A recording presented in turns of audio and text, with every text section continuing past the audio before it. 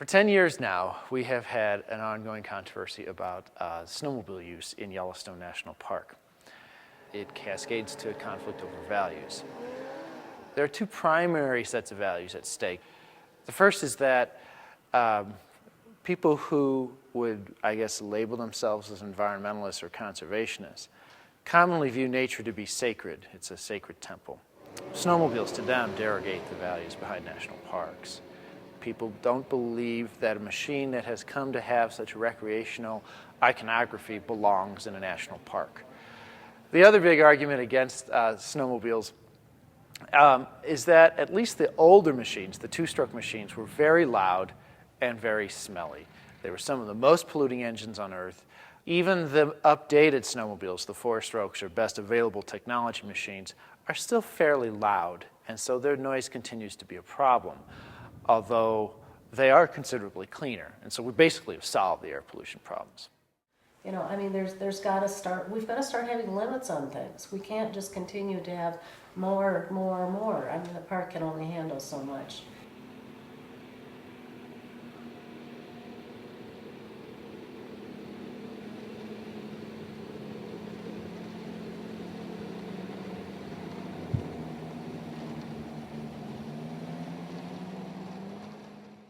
That park belongs to the world. It was the first national park, and it deserves to be treated with far more respect than, well, we can compromise. There shouldn't be a compromise in Yellowstone.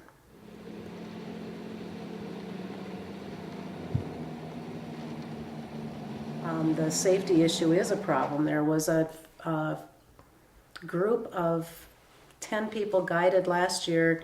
The woman in the backs hit a tree head on, killed herself, and her husband was really severely wounded, and they laid there until the next group came by because the leader didn't know that his last person was gone.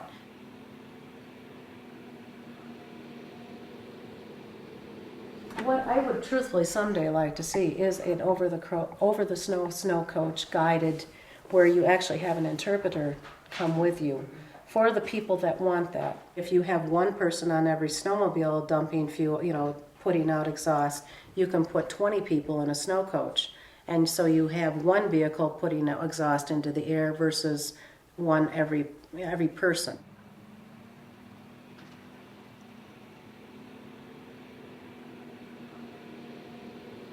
We have a group of 5 guys that have the snowmobile interests in town. They sit on the council, they're on the Chamber of Commerce, they also run the school board. They pretty much control what happens in West Yellowstone, and they are the snowmobile people. I always get a kick out of how a lot of these guys will throw out the term like environmentalists, like they're people from Mars that don't exist and couldn't possibly be part of their community. There's only a little bit of space, and there's a lot of people. Countering them often are snowmobile advocates who have come to see their machines as basically the winter equivalent of the automobile. If there's one manifest symbol of freedom in America, it's the automobile. The snowmobile is that on snow. If you think about it, you know, when you go to a national park, you don't hop on a bus. You arrive in your car, and if the option is there, you tour the park by your car. So snowmobilers then view attempts to restrict snowmobiles from Yellowstone as infringements of their very freedom, of their God-given independence and liberties. Then there is the fact that regional towns have become dependent upon snowmobiling income, mainly in income from renting the machines, but also when snowmobilers come back and stay in their hotels and buy meals and drinks afterwards. Very few people own their own machine, so when they rent it, those dollars just invigorate the local economies at a time of year that is traditionally slow. So a lot of those businesses are family-owned. A lot of people have great investment of their personal time in that economy. And so when we talk about banning snowmobiles, they see a threat not just to their town, not just to their income, but to their family itself. My name is Clyde Seeley. I'll pass around some cards.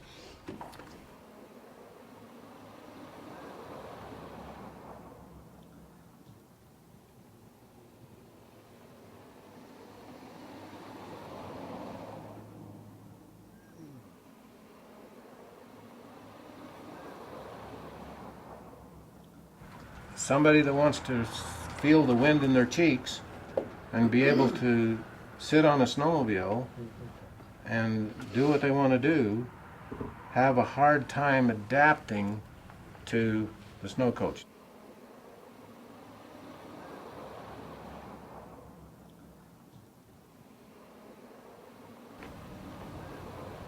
The other thing that you will hear is West Yellowstone is going to be far healthier economically if we get rid of snowmobiles.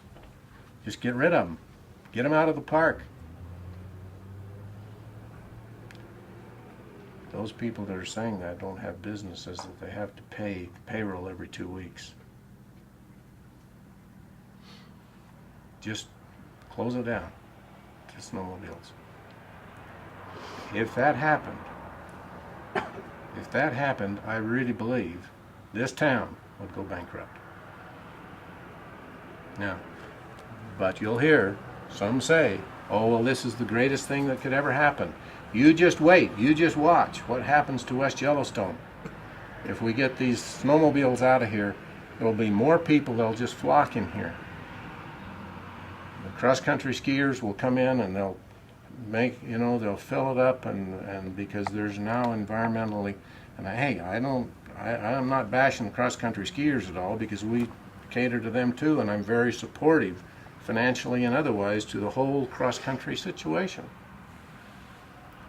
But the fact remains, I think it's a fact, that that is a misnomer to say get snowmobiles out of the park and they'll just come. And it'll be better off, we'll be better off economically. I just can't see that.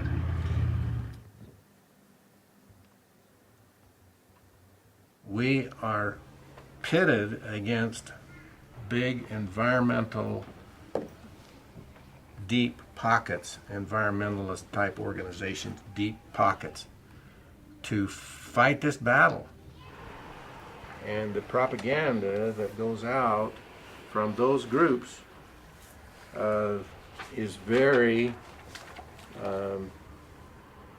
energizing, if you want. Each one of those, and I've had their financial statements and what they spend on this kind of issue. It's mind-boggling.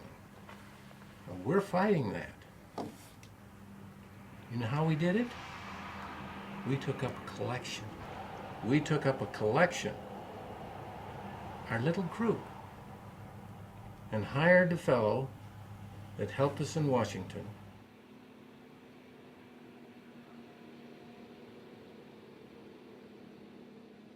The public is entitled to see the park, and they're being denied access even by this current situation.